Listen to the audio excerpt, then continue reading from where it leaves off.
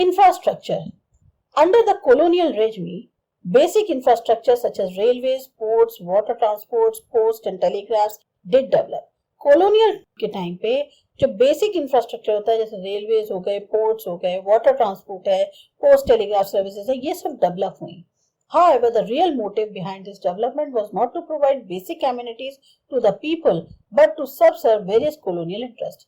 इसके पीछे जो उनका मुख्य मकसद था वो ये नहीं था कि यहाँ के लोगों को वो डेवलपमेंट करवा के एक बेसिक सुविधाएं प्रोवाइड कर रहे हैं, नहीं, वो उसमें अपने कॉलोनियल इंटरेस्ट को देख रहे थे. Road constructed in India prior to the advent of the British rule were not fit for the modern transport. जो सड़कें इंडिया में पहले थी ब्रिटिश रूल के आने से पहले वो मॉडर्न ट्रांसपोर्ट के हिसाब से फिट नहीं थी. The colonial administration also could not accomplish much on this front due to a paucity of funds. अब colonial administration जो है वो भी बहुत ज्यादा हासिल नहीं कर पा रहा था. क्यों? क्योंकि funds की कमी थी. The roads that were built primarily served the purpose of mobilizing the army within India and drawing out raw materials from the countryside to the nearest railway station or the port to send these to far away England or other lucrative foreign destinations. जो उस समय roads बनी हुई थी वो खाली जो purpose solve करती थी वो ये था कि आर्मी जो है उसे इंडिया में एक जगह से दूसरी जगह भेजना है, या जो रॉ मटेरियल है उसे गांव से जो पास का रेलवे स्टेशन है वहां तक पहुंचाना है या पोर्ट तक ले जाना है, ताकि वहां से इंग्लैंड से जो क्या कहते हैं दूर या तो इंग्लैंड में या और जो फॉरेन डेस्टिनेशन है वहां पहुंचाने के लिए. There always remained an acute shortage of all-weather roads to reach out the rural areas during the rainy season. हमेशा सड़कों की प्रॉब्लम रही. जो होता है कि किसी भी मौसम में सड़क सही है, ऐसी कभी कोई सड़क नहीं बनी जिससे गांव के इलाकों में पहुंचा जा सके रेनी सीजन के दौरान. Naturally, therefore, people mostly living in these areas suffered grievously during natural calamities and famine. इसी वजह से क्या होता है, जो लोग इन इलाकों में रहते थे उनको बहुत ज्यादा सफर करना पड़ता था अगर कोई प्राकृतिक तौर पे आपदा आ जाए या बाई चांस कोई बीमारी फैल जाए. The British introduced the railways in India in 1850 and it is considered as one of their most important contributions. Britishers ने रेलवेज इंडिया में इंट्रोड्यूस करी 1850 में और यह माना जाता है अब तक का सबसे इम्पोर्टेंट योगदान उनका रहा है. The railways affected the structure of Indian economy in two important ways. अब इन रेलवेज की वजह से इंडियन इकोनॉमी के स्ट्रक्चर पे फर्क पड़ा दो तरीकों से. On one hand, it enabled people to undertake long distance travel and thereby break geographical and cultural barriers, while on the other hand, it fostered commercialization of Indian agriculture, which adversely affected the comparative self-sufficiency of village economies in India. एक तो इसकी मदद से क्या हुआ कि लोग जो है दूर दूर तक यात्रा करने लग गए और जिसकी वजह से जो कल्चरल या ज्योग्राफिकल बैरियर्स होते हैं उन्हें तोड़ा जा सका.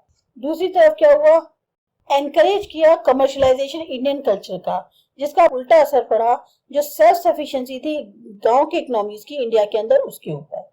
The volume of India's export trade undoubtedly expanded, but its benefit rarely accrued to the Indian people. अब इंडिया का एक्सपोर्ट जो होता था उसमें फर्क आया, बढ़ोतरी हुई, लेकिन क्या हुआ उसके जो फायदे थे वो इंडियन लोगों को तो हुए नहीं. The social benefits which the Indian people gained owing to the introduction of the railways were thus outweighed by the country's huge economic loss. सामाजिक तौर पे फायदा हुआ कि इंडिया के लोगों को रेलवेज मिले, लेकिन कंट्री को इसके लिए बहुत ज्यादा इकोनॉमिक तौर पे लॉस उठाना पड़ा. Along with the development of roads and railways, the colonial dispensation also took measures for developing inland trade and sea lanes. अब जहां एक तरफ रोड और रेलवे का डेवलपमेंट हुआ, वहीं पर कॉलोनियल रूल ने यह भी सोचा कि स्टेप्स उठाए जाएं ताकि अंदरूनी जो तौर पे ट्रेड होता है या सी लेन्स हैं उन्हें बनाई जाए. However, these measures were far from satisfactory. अब ये जो कदम उठाए थे वो संतोषजनक नहीं थे. The inland waterways at times also proved uneconomical, as in the case of Coast Canal on the Orissa. अब ये जो inland waterways बनाए गए ये भी कुछ खास फायदेमंद नहीं रहे, जैसे कि केस देख सकते हैं कोस्ट कैनाल का ओडिशा कोस्ट पे.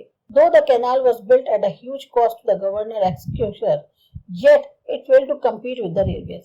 कहने को एक बहुत बड़ी कीमत बनाकर ये बनाया गया था, लेकिन ये रेलवेज के साथ compete करने में फेल हो गया, which soon traversed the region running parallel to the canal and had to be ultimately abandoned.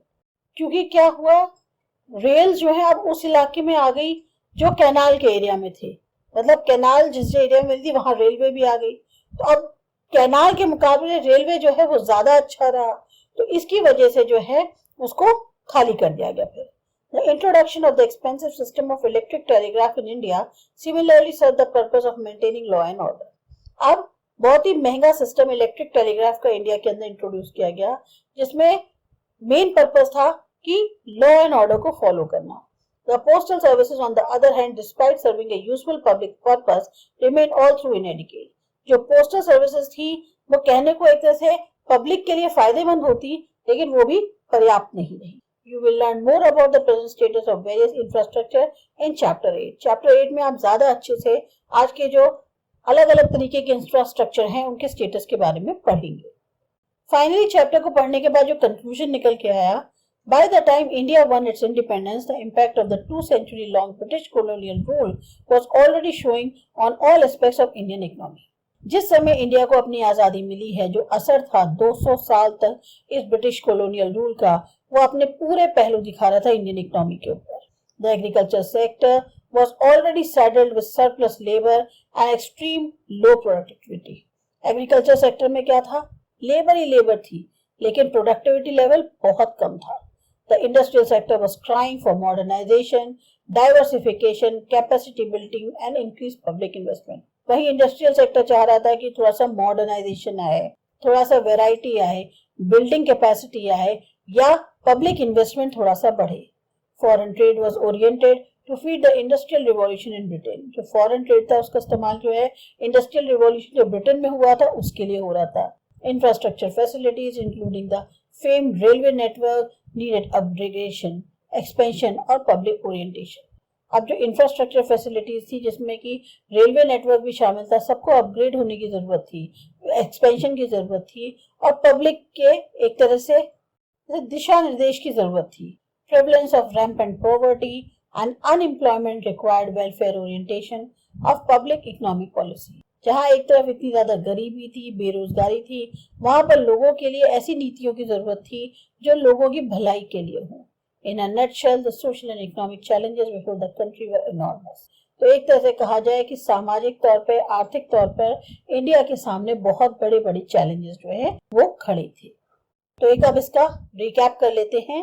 An understanding of the economy before independence is necessary to know and appreciate the level of the development achieved during the post independence period.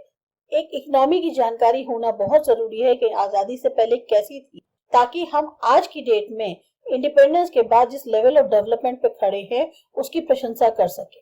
पता तो है कि हम पहले कहाँ थे और आज की डेट में हम कहाँ तक पहुंचे हैं.